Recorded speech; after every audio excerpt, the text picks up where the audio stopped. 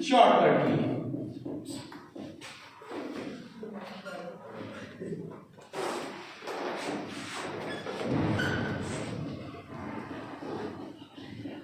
Microsoft office programme जो आप लोग सीख रहे हो उसके अंदर आप क्या करोगे, शॉर्टकट कीज को काम में लेके आप अपने काम को थोड़ा सा शॉर्टली, स्वीटली और जल्दी से कर सकते हो। तो इसके लिए कुछ एक शॉर्टकट कीज है जिनके बारे में आज हम बात करेंगे। सबसे पहले जो शॉर्टकट की है, नंबर फर्स्ट Ctrl+N।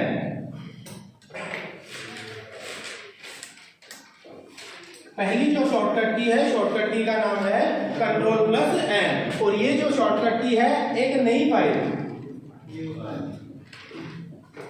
एक न्यू फाइल या नई फाइल खोलने के लिए काम में ली जाती है। आपको अगर आपने MS वर्ड प्रोग्राम खोल रखा है, एक्सेल खोल रखा है, पावर पॉइंट खोल रखा है, वर्डपैड, नोटपैड, एनीवन एल्स, कोई भी प्रोग्राम आपने खोल रखा है कंप्यूटर में और उसमें अगर आपको एक नई फाइल ओपन करनी है या नई फाइल क्रिएट करनी है, बनानी है, तो उसके लिए आप क्या करोगे, Ctrl+N शॉर्टकट की को काम में लेके चलोगे। सेकंड, इसके बाद में जो शॉर्टकट की है वो है Ctrl+O शॉर्टकट की।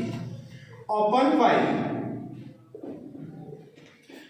आपने MS Word program, Excel, PowerPoint यानी एनीवन किसी भी ऑफिशियल प्रोग्राम में अगर कोई पुरानी फाइल बना रखी है, उसे आप ओपन करना चाह रहे हो, काम में लेना चाह रहे हो अपने प्रोग्राम में, तो उसके लिए आप Ctrl+O शॉर्टकट की को दबाकर क्या कर सकते हो, अपनी पुरानी फाइल को ओपन कर सकते हो। नेक्स्ट, इसके बाद में number 3 Ctrl+W। Ctrl+W close file.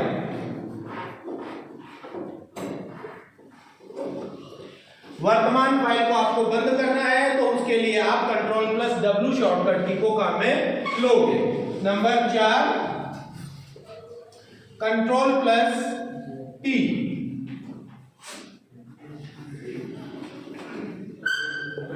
आपने फाइल तैयार कर ली, फाइल तैयार करने के बाद में आपको उसका प्रिंट निकालना है, तो प्रिंट निकालने के लिए आप क्या करोगे, Ctrl+P शॉर्टकट की को काम में लेके चलोगे। नेक्स्ट, इसके बाद में है Ctrl+Z। ये जो शॉर्टकट की है ये आती है अनडू के लिए। अनडू टाइपिंग या ओनली अनडू के लिए। एक शॉर्टकट की और बताता हूं, उसके बाद में इसे समझेंगे। Number 6 Ctrl+Y redo. यहां अनडू और रीडू का मतलब क्या है, आप कोई प्रोग्राम में काम कर रहे हो, आपने कोई कमांड एक्टिव की है, कोई टेक्स्ट टाइप किया है या कोई स्टाइल डिजाइन लगाई है, फॉर्मेटिंग की है, एडिटिंग की है, एनीवन एल्स, आपने कोई भी काम कोई भी प्रोग्राम में, वर्ड, एक्सेल, पावर पॉइंट में किया है, आपको क्या करना है, जो लास्ट टाइम आपने कमांड एक्टिव की है, ठीक है, या जो कमांड आपने लगाई है उसे डिसेबल करना है। क्या करना है, निष्क्रिय करना है या डिसेबल करना है। तो उसके लिए आप क्या करते हो, Ctrl+Z शॉर्टकट की को काम में लेते हो। अंडू, अंडू यानी उथलना होता है, अंडू मींस उथलना। और दूसरा आ गया इसके बाद में Ctrl+Y, इट मींस रीडू। आपके द्वारा लास्ट टाइम जो कमांड डीएक्टिवेट की गई है या डिसेबल की गई है, उस कमांड को वापस एक्टिव करना चाहो तो उसके लिए आप क्या करोगे, Ctrl+Y शॉर्टकट की को काम में लेके चलोगे। और इसे हम कहते हैं रीडू। रीडू का मतलब उथलना। अंडू, अंडू यानी उथलना, ये लिख भी लेना इनका शॉर्टकट, और उथलना, ठीक है, उथलना और उथलना। उथलना, अंडू, ये इसके लिए जो लोगो है वो लोगो ये आएगा, और उथलना रीडू उसके लिए ये वाला लोगो आपको यहाँ पे मिलेगा। नेक्स्ट, इसके बाद में अगली जो शॉर्टकट की है वो है आपकी अलाइनमेंट के लिए। अलाइनमेंट का मतलब क्या होता है,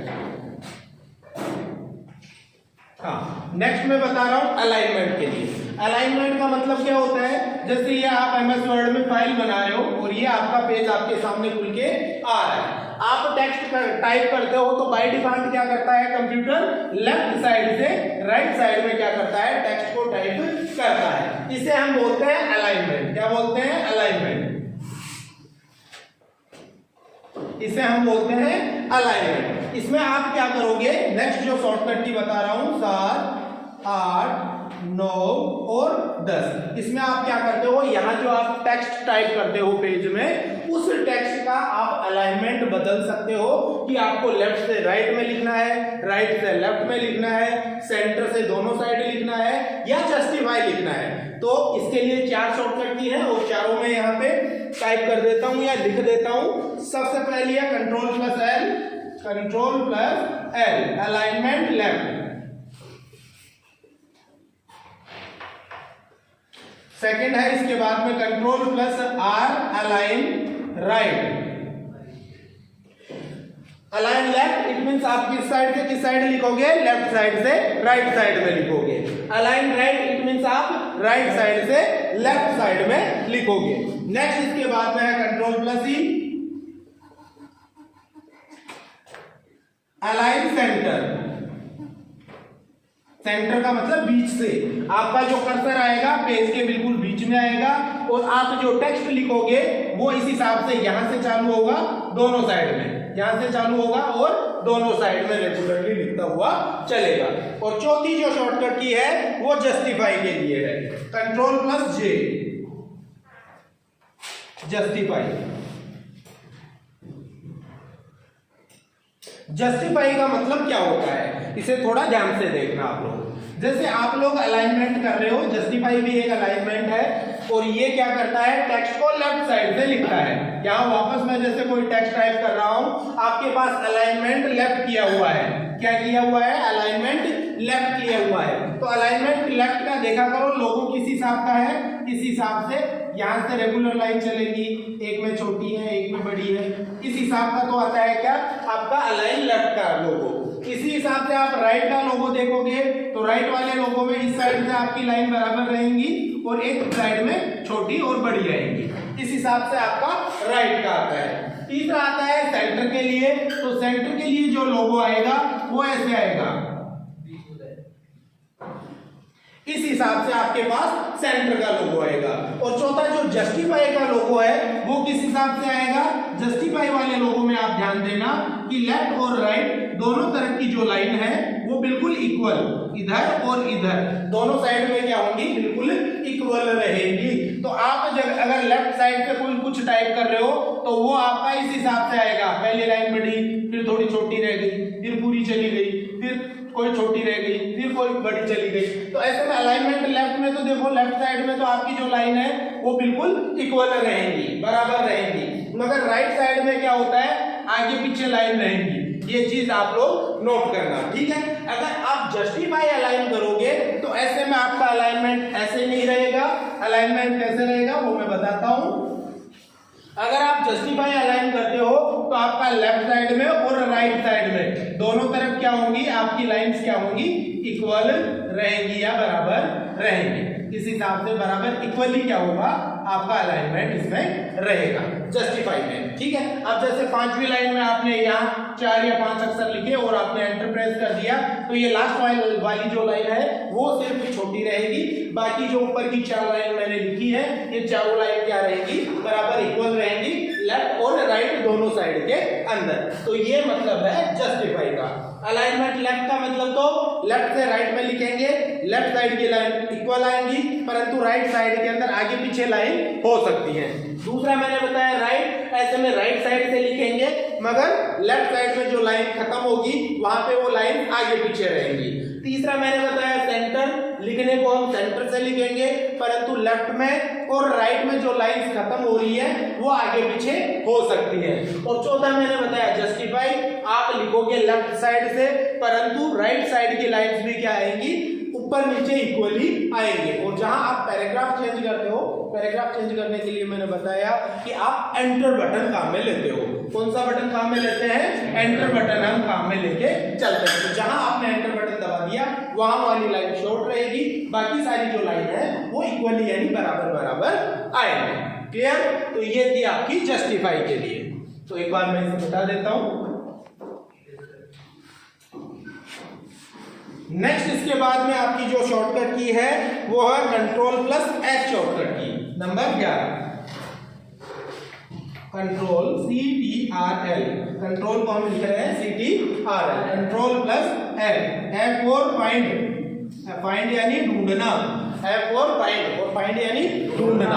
आपके द्वारा एक फाइल बनाई गई है 50 पन्नों की या 100 पन्नों की, उसमें आपको कोई टेक्स्ट क्या करना है, फाइंड आउट करना है, ठीक है। कोई सेंटेंस आपको फाइंड आउट करना है, कोई लेटर आपको क्या करना है, फाइंड आउट करना है, ठीक है। तो उसके लिए आप क्या करोगे, शॉर्टकट की प्रेस करोगे Ctrl+F।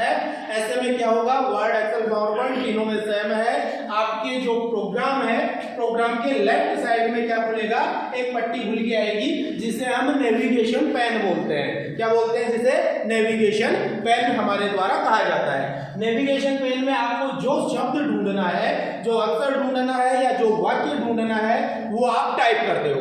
जैसे आप वो टाइप करोगे, टाइप करते ही जहां जहां वो अक्षर, वाक्य या सेंटेंस लिखा हुआ है, वो ऑटोमेटिकली येलो कलर से, कौन से कलर से, येलो कलर से क्या हो जाता है, हाईलाइट होके आपको दिखा देता है, ठीक है। नेक्स्ट इसके बाद में, फाइंड के बाद में अगली जो कमांड है शॉर्टकट की है, वो है आपकी रिप्लेस कमांड। यहां लिख देता हूं मैं। नेक्स्ट है 12, सॉरी शॉर्टकट की है Ctrl+H, और ये क्या काम में आएगी आपकी, रिप्लेस के लिए।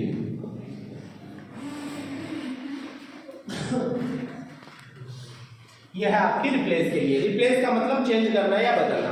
फाइंड कमांड की सहायता से आपने क्या किया है, कोई शब्द ढूंढा है और उस शब्द की जगह आपको कोई नया शब्द बदलना है, चेंज करना है, एडिट करना है, तो उसके लिए आप Ctrl+H या रिप्लेस कमांड को काम में लेके चल सकते हो।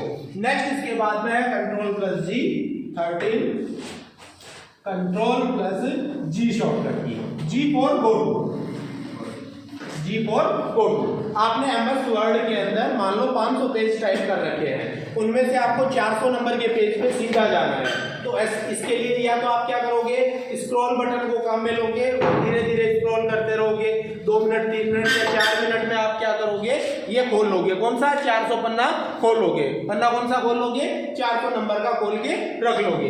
दूसरा आप क्या करो, कंट्रोल के साथ G बटन दबाओ, उससे क्या होगा, गो टू कमांड आपकी एक्टिव होगी। उसमें आपको सेलेक्ट करना है पेज और पेज नंबर डालना है, पेज और पेज नंबर डालना है, ठीक है। पेज नंबर डाल के बात करो, कौन है, बाद में बात करेंगे, चल क्लास चल रही है, हाँ ठीक है, ध्यान दो। हाँ, यहाँ हम क्या बात कर रहे हैं, आपके पास 500 पेज टाइप किए हुए हैं और उनमें से सीधा आपको 400 नंबर के पेज पे जाना है। तो पहला तरीका तो आप स्क्रॉल बटन से क्या करोगे, स्क्रॉल करोगे पेज को और अगले पेज पे जाओगे या 400 नंबर पेज पे जाओगे। दूसरा तरीका क्या है, आप कंट्रोल के साथ G बटन दबाओ, ऐसे में गो टू कमांड बॉक्स आपके सामने खुल के आएगा। मैं बता चुका हूं कि आपके पास कोई भी कमांड दबाने के बाद में जो बॉक्स खुल के आता है, उस बॉक्स को हम डायलॉग बॉक्स के नाम से जानते हैं। क्या नाम से जानते हैं, डायलॉग बॉक्स, डायलॉग बॉक्स के नाम से जानते हैं। तो जैसे ही हम कंट्रोल के साथ G बटन दबाएंगे, शॉर्टकट की दबाएंगे, गो टू का डायलॉग बॉक्स आपके सामने खुल के आएगा। उसके अंदर कंप्यूटर पूछेगा आप लाइन पे जाना चाह रहे हो, पेज पे जाना चाह रहे हो, सेक्शन पे जाना चाह रहे हो, ठीक है, या फिर और भी आते हैं 2 4 5 चीजें और आती है, ब्रेक वगैरह का आता है, ठीक है, और कॉलम्स का आता है, ठीक है। इस हिसाब से 5-7 चीजें आपके सामने उसमें लिखी हुई मिलेगी। अगर आप लाइन पे जाना चाह रहे हो तो यहाँ लाइन नंबर सेलेक्ट करो, लाइन नंबर डालो और गो टू करो, ठीक है। जैसे आपने 500 नंबर की लाइन डाली, पेज में जितने पेज आपने टाइप कर रखे हैं उनमें 500 नंबर की लाइन जहां भी होगी वहां पे कर्सर ऑटोमेटिकली चला जाएगा। अगर आप पेज सिलेक्ट करके पेज नंबर डालते हो तो उस पेज के फर्स्ट में चला जाएगा। सेक्शन, ब्रेक और कॉलम सेम टाइप से काम करेंगे। जहां आप जाना चाहते हो वो सेलेक्ट करो, उसके बाद में उसका नंबर डालो और नंबर डालने के बाद में ओके बटन प्रेस करोगे या गो टू बटन प्रेस करोगे तो आपका गो टू कमांड एक्टिव हो जाएगा। गो टू के बाद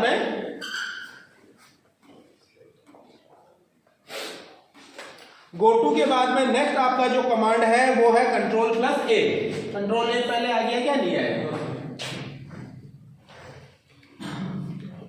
Ctrl+A, A for select all, SELECT, select all.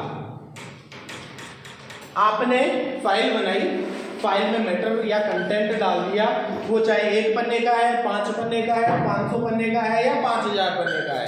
Excel में आपने सीट में काम किया, सीट में आपने कितने भी सेल्स के अंदर टाइप कर दिया है, सभी मैटर को एक साथ अगर आप सेलेक्ट करना चाहते हो तो उसके लिए आप शॉर्टकट की काम में लेके चलोगे Ctrl+A शॉर्टकट की। नेक्स्ट इसके बाद में आ रहा है Ctrl+K, number 15, Ctrl+K, K for hyperlink. Hyperlink, यहां ध्यान रखना है, लिंक किसे कहते हैं? लिंक का मतलब जुड़ाव, लिंक यानी जुड़ाव, लिंक यानी जुड़ाव, लिंक यानी जुड़ाव। जुड़ाव का मतलब आप देखा करो, आपके पास कई बार पीडीएफ फाइल्स आती है, कंपनी वगैरह के लिए निर्देश नहीं आते, गाइडलाइंस आती है, उन गाइडलाइंस के अंदर देखा करो नीली पट्टी में उनकी ईमेल आईडी लिखी हुई रहती है या वेबसाइट वगैरह दी हुई रहती है। उस लिंक पे आप क्लिक करते हो, वेबसाइट पे क्लिक करते ही आपका क्या खुलेगा? गूगल क्रोम खुलेगा या इंटरनेट एक्सप्लोरर खुलेगा और उसमें वो वेबसाइट ओपन होके आ जाएगी। ठीक है, होती है कि नहीं होती है? उसी प्रकार से आप अपनी जो फाइल बना रहे हो उस फाइल के अंदर आप अपनी कोई पुरानी फाइल, आप अपना कोई वेब पेज, कोई वेबसाइट, कोई ईमेल एड्रेस आदि का लिंक बनाना चाहो तो उसके लिए आप हाइपरलिंक को काम में लेते हो, और हाइपरलिंक को एक्टिव करने के लिए आप शॉर्टकट की काम में लोगे K बटन। Ctrl+K की सहायता से आप हाइपरलिंक लगा सकते हो। हाइपरलिंक के बाद में नेक्स्ट है आपकी Alt+F4, Alt+F4 से पहले भी काफी सारी है। सबसे पहले है Ctrl+B,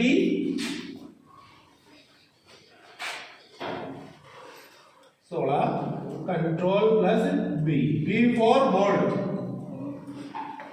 ठीक है, बोल्ड का मतलब गहरा कलर। आपने कोई टेक्स्ट सेलेक्ट कर रखा है और उसे आप गहरे कलर में दिखाना चाहते हो, कंट्रोल के साथ बी बटन को प्रेस करो। नेक्स्ट इसके बाद में है Ctrl+I और Ctrl+U, नंबर 17 और नंबर 18। Ctrl+I फॉर इटैलिक और Ctrl+U फॉर अंडरलाइन। ठीक है, यहां ध्यान दो, B for bold, I for italic and U for underline. ये आपकी क्या है? फॉर्मेटिंग है। फॉर्मेटिंग का मतलब क्या है? आपने जो टेक्स्ट सेलेक्ट कर रखा है उसको या आप बोल्ड कर सकते हो या इटैलिक, इटैलिक यानी थोड़ा थोड़ा टेढ़ा या तिरछा करोगे, और U फॉर अंडरलाइन, अंडरलाइन में आपने जो टेक्स्ट सेलेक्ट कर रखा है उसको नीचे से अंडरलाइन कर सकते हो। नेक्स्ट इसके बाद में आपकी आती है शॉर्टकट की, हाँ, Alt+F4 बता दी है क्या? नहीं, ठीक है। नेक्स्ट इसके बाद में आ जाएगी आपकी Alt+F4,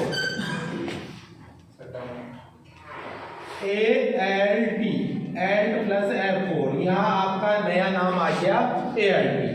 पहले चल रहा था आपका कंट्रोल, ध्यान देना, पहले चल रहा था अपना कंट्रोल और अब क्या चल रहा है? Alt। तो यहाँ थोड़ा सा ध्यान रखना है कि Alt थोड़ा अलग आ गया है। यहाँ Alt और F4 जो कमांड है वो क्या काम में ली जाती है? प्रोग्राम को बंद करने, PROGRAM,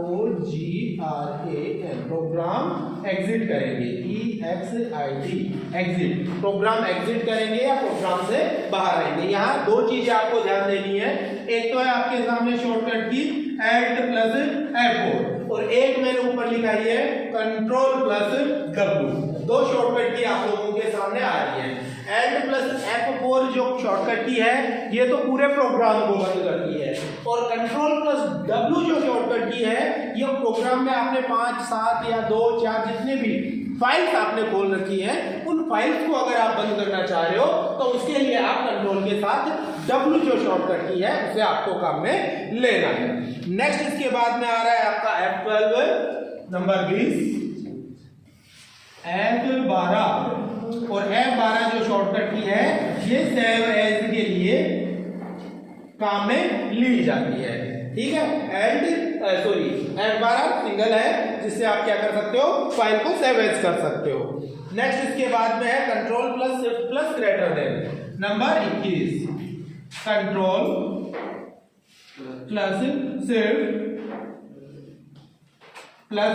ये है ग्रेटर देन का चिन्ह, ठीक है, ग्रेटर देन बड़ा है, ठीक है। और ये जो चिन्ह आता है ये शिफ्ट के साथ ही आता है, ध्यान देना। आप सीधा दबाओगे तो शायद बैकस्लैश आता है या डॉट का चिन्ह आता है, ठीक है, मेरे हिसाब से बैकस्लैश आता है, ठीक है। तो सीधा दबाओगे तो ये कमांड एक्टिव नहीं होगी, आपको शिफ्ट बटन के साथ इस बटन को दबाना है, कौन सा, स्लैश वाला जो चिन्ह आता है वो। यहाँ थोड़ा सा ध्यान देना आप लोग कि आपके पास कुछ अक्षर है, जैसे नीचे तो ऐसे बैकस्लैश दिया हुआ है और ऊपर की तरफ ये है, ठीक है चिन्ह, एक आपको डॉट दिया हुआ है, एक ये चिन्ह दिया हुआ है, इस हिसाब से। तो ये जो नीचे वाले चिन्ह है ये तो ऑटोमेटिकली आ जाते हैं, और ये ऊपर वाले चिन्ह है ये हम किसके साथ लेते हैं, शिफ्ट के साथ, और ये विदाउट शिफ्ट आप काम में लेते हो। तो यहाँ ध्यान रखना है शिफ्ट के साथ आपको दबाना है, तभी आपका ग्रेटर देन आएगा और कमांड एक्टिव होगी। और 21 के बाद में 22 नंबर की कमांड है आपकी control plus shift plus less than. इसका मतलब है फॉन्ट साइज इंक्रीज करते हैं, इंक्रीज, और इसका मतलब है फॉन्ट साइज डिक्रीज करते हैं, फॉन्ट साइज को क्या करते हैं, डिक्रीज, ठीक है। इंक्रीज का मतलब फॉन्ट साइज को बढ़ाते हैं, ग्रो फॉन्ट भी बोलते हैं इसे, क्या बोलते हैं, ग्रो फॉन्ट भी बोलते हैं, और इसे श्रिंक फॉन्ट भी बोलते हैं। फॉन्ट साइज को आपको बढ़ाना, आपने क्या किया, कोई टेक्स्ट सेलेक्ट किया या कंट्रोल ए दबा लिया, सपोज करो कंट्रोल ए दबाते ही आपका सारा टेक्स्ट क्या होगा, सेलेक्ट हो जाएगा। सेलेक्ट होने के बाद आप क्या करो, कंट्रोल प्लस ग्रेटर देन दबाओ, आपका जितना भी टेक्स्ट सेलेक्टेड है वो सारा एक साथ क्या हो जाएगा, फॉन्ट साइज बढ़ने लग जाएगी या उस टेक्स्ट की साइज बढ़ने लग जाएगी। वैसे ही अगर आप कंट्रोल के साथ शिफ्ट के साथ लेस देन बटन दबाते हो तो ऐसे में उस फॉन्ट साइज का क्या होगा, वो फॉन्ट साइज डिक्रीज हो जाएगी या श्रिंक हो जाएगी या छोटी हो जाएगी। तो उसके लिए आप ये काम में लोगे शॉर्टकट की। नेक्स्ट इसके बाद में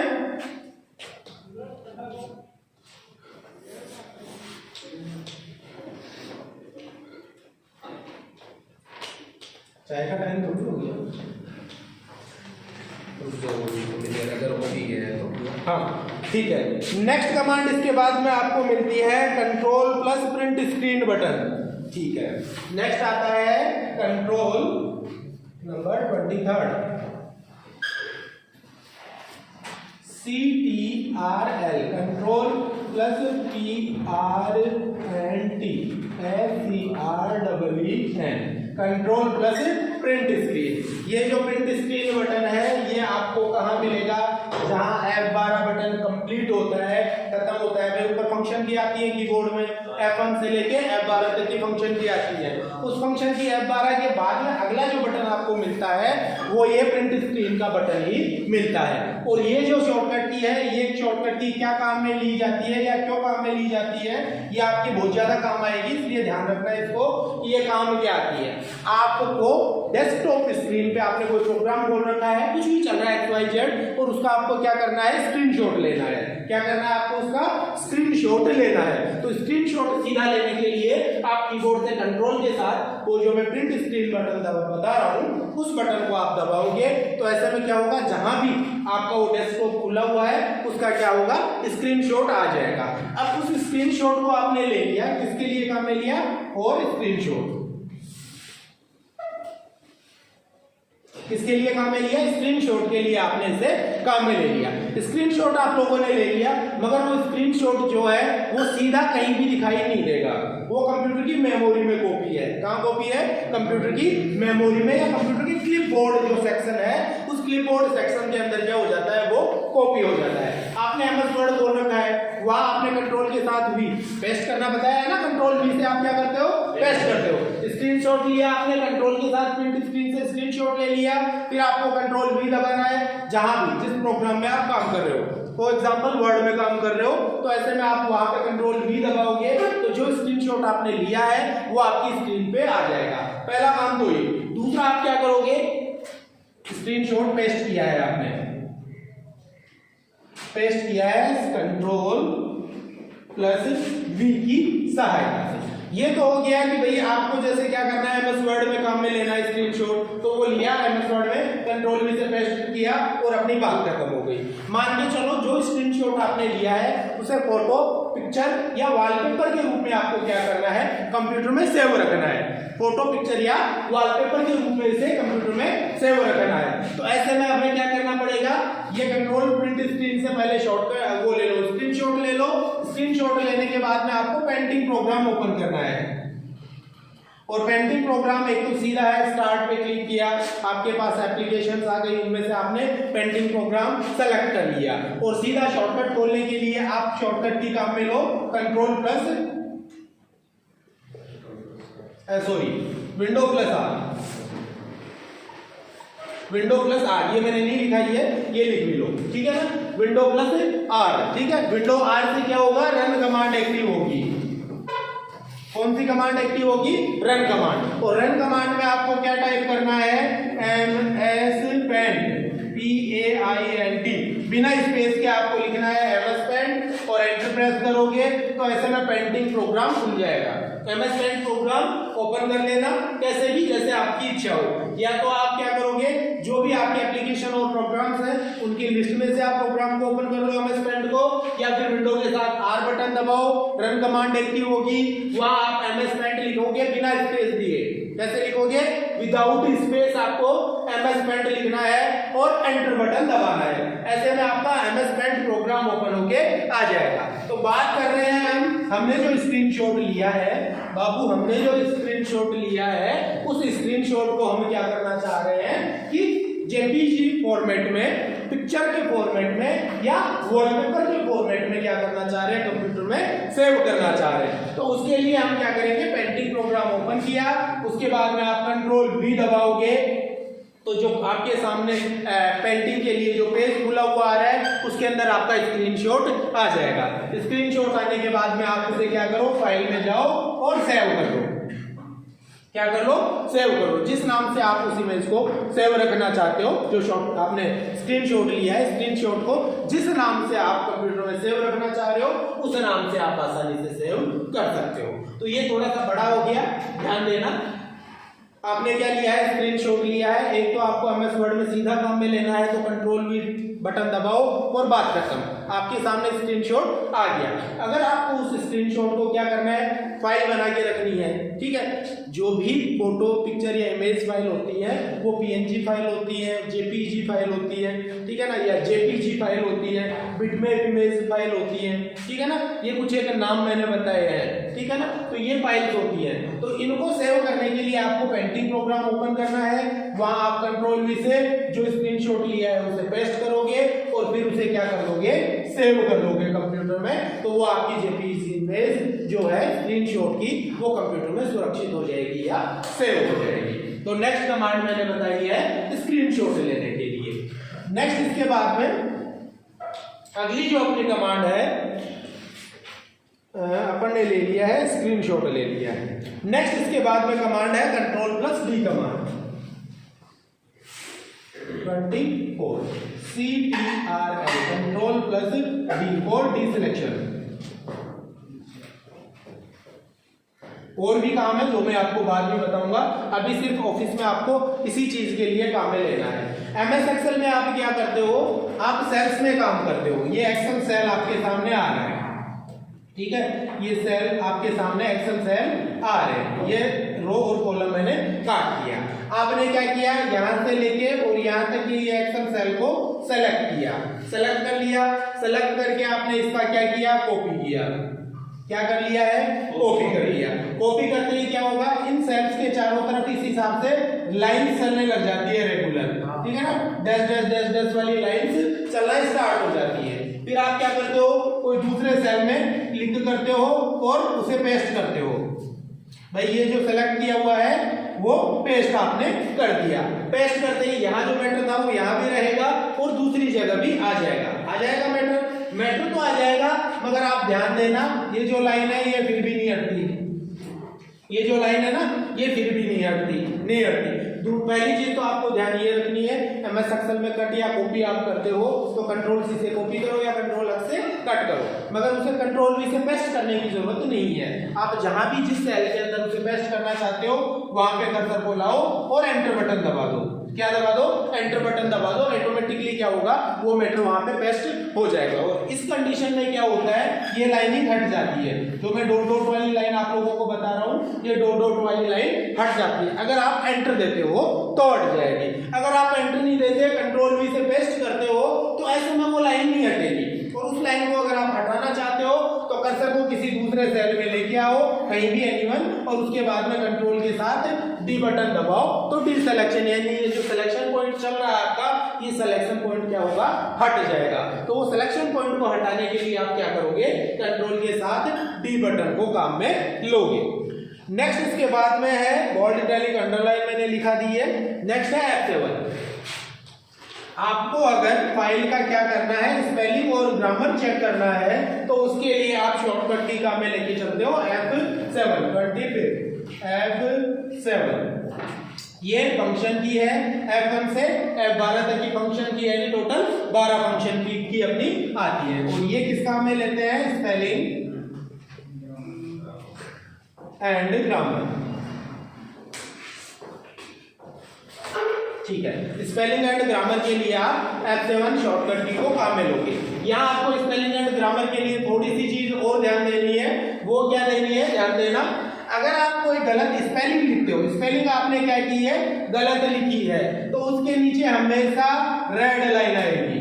कौन सी लाइन आएगी, रेड लाइन आएगी। अगर आपने कहीं ग्रामर की गलती की है तो उसके नीचे हमेशा ग्रीन, कौन सी लाइन आती है, ग्रीन लाइन आती है। ये थोड़ा सा ध्यान देना आप लोगों को, ये चीज पूछते भी रहते हैं, एग्जाम्स वगैरह में भी पूछते रहते हैं, इसका थोड़ा ध्यान दे लेना, ठीक है ना। स्पेलिंग अगर गलत है तो नीचे लाल लाइन आएगी, अगर ग्रामर की हमने कहीं गलती की है तो उसके नीचे ग्रीन लाइन आएगी। तो ये चीज आप थोड़ा सा ध्यान रखना, और उसको आपको सुधारना है, चेक करना है, चेंज करना है, तो उसके लिए आप F7 जो शॉर्टकट की है उसे आप काम में लोगे। नेक्स्ट इसके बाद में अगला है आपका control plus enter button. Next 26 CTRL, control plus enter button. क्या काम आएगा, पेज ब्रेक, पेज या पेज ब्रेक। MS वर्ड में आप काम कर रहे हो, पहले पेज पे हो, दूसरे पे हो, पांचवें पे हो, एनीवन कोई भी पेज पे आप काम कर रहे हो। तो आपने क्या किया, पहली लाइन लिखी, दूसरी लिखी और तीसरी लिखी, 3 लाइन आपने टाइप कर ली है पेज पे। 3 लाइन टाइप करने के बाद में आपको क्या करना है, सीधा अगले पेज पे जाना है।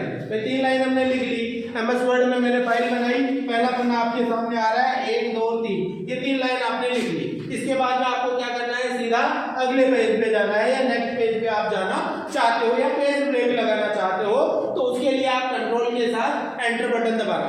अकेला आप एंटर दबाते हो तो क्या होता है, लाइन या पैराग्राफ चेंज होता है। अकेला सीधा एंटर दबाते हैं ना पढ़, तो क्या होता है, लाइन या पैराग्राफ चेंज होता है। परंतु अगर आप कंट्रोल के साथ एंटर बटन को प्रेस करोगे तो ऐसे में पेज ब्रेक लगता है, या इंसर्ट पेज यानी नेक्स्ट पेज पे। कुल मिला के क्या बात है कि आप नेक्स्ट पेज पे आना चाहते हो, तो उसके लिए आप कंट्रोल के साथ एंटर बटन को प्रेस करते हो। नेक्स्ट इसके बाद में आपकी स्क्रीनशॉट की मैंने बता दी है, ठीक है। और शटडाउन F5 रिफ्रेश के लिए है, ठीक है, रहने दो। तो और कौन सी रह रही है, कोई बताओ।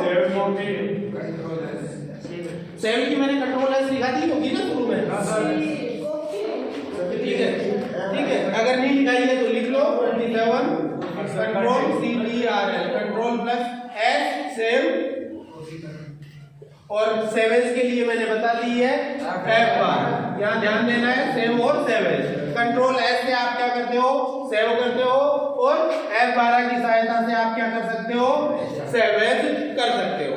दूसरी नेक्स्ट आपकी जो शॉर्टकट की है 20 है, ठीक है, वो है आपकी विंडो के साथ F1,